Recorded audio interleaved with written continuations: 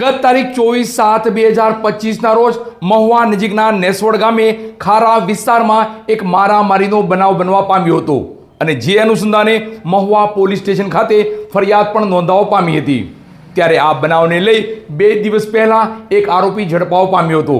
ત્યારે આજે ફરી વધુ એક આરોપી ઝડપાતા પોલીસ વિભાગ દ્વારા આ આરોપીને નેસવડ ગામના ખારા વિસ્તારના ઘટના સ્થળે લઈ જઈ સમગ્ર ઘટનાનું રિકન્સ્ટ્રક્શન કરવામાં આવ્યું હતું।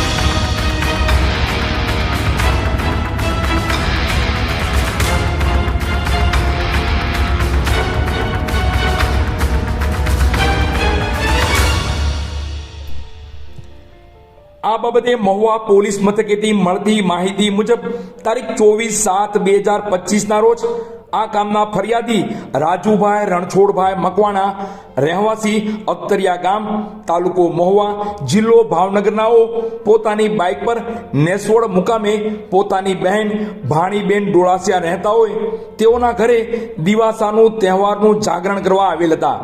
જે દરમિયાન તેઓ બાઇક લઈને બહારથી અંદર નેસવડ ગામમાં પોતાની બહેનના ઘરે આવી રહેલ હતા।